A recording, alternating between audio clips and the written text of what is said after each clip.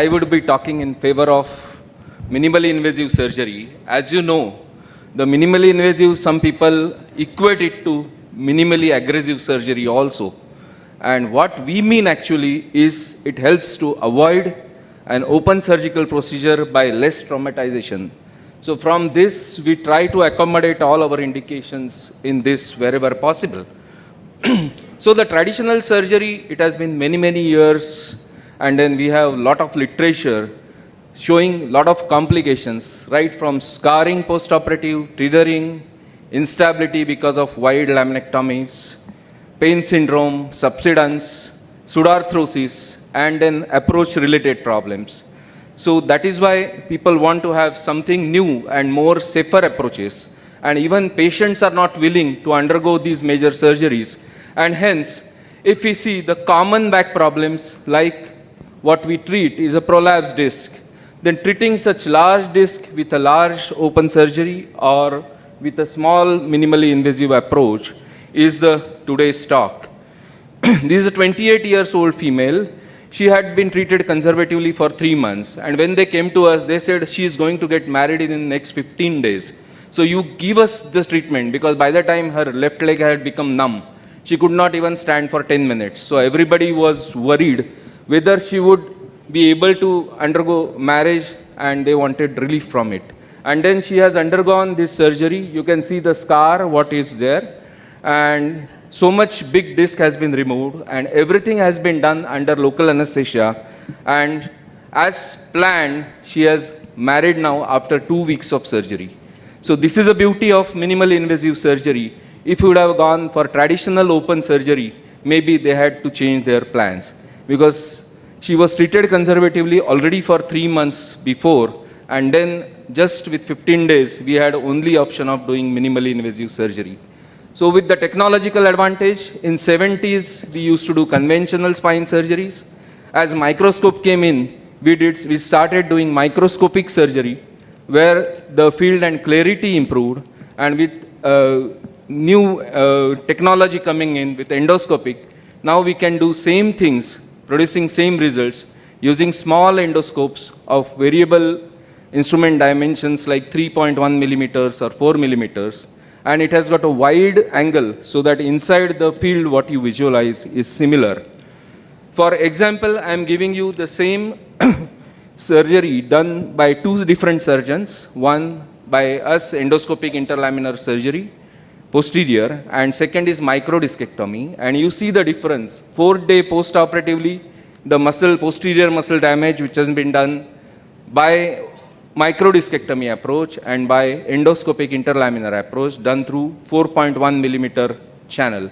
And this is a 12 months post-operatively, the MRI of the same patient. You can see even microdiscectomy causes major fibrosis as compared to what tissue preservation has been done, and the result is similar.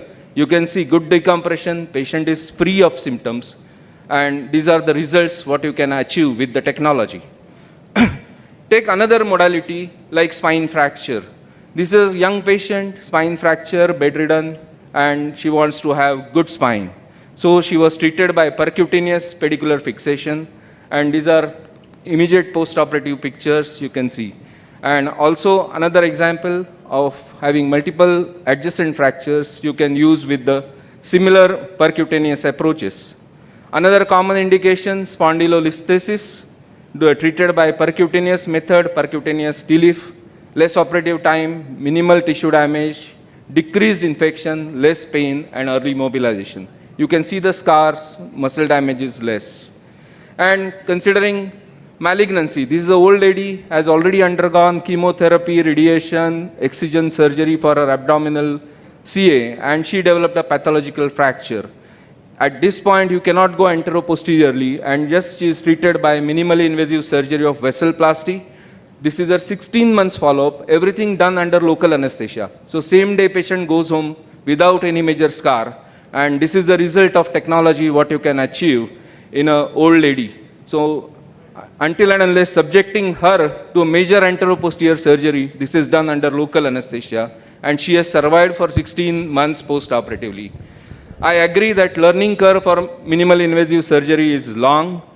we need to understand normal and endoscopic anatomy and need adequate expertise.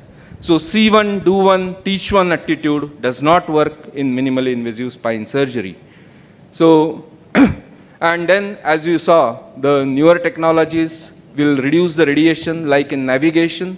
This is an endoscopic clip of another young IT person where we are doing endoscopic discectomy under local anesthesia.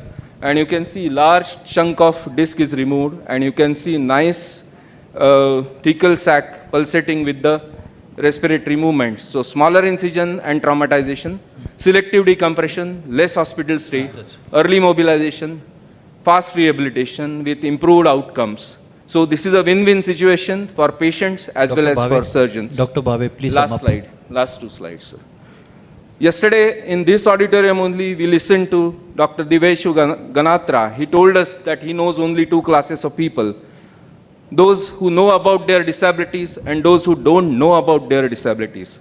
I would like to modify a little better. I would like to add, I feel we have two types of surgeons who know about their abilities to perform minimally invasive spine surgeries and those who don't know their abilities. So same is the case with my colleague Abhay. He does not know about his abilities to perform MISS. Once he knows about it, he will shift to MISS, I am very sure, and benefit his patients. And there would be no debate henceforward in next incoming MOACONs or spine surgeries. So Thank to you, summarize, Dr. Bhave. Thank you. We got Yes, a summary. yes, Abhay, We got come a on. summary. Thank you. to conclude, yeah, this is the last slide. MISS has replaced most of the common indications, common surgeries, what we do as a spine surgeon. We still have limitations, but technology will give us more and more indication in future. Thank you very much. Thank you, Dr. Bhave.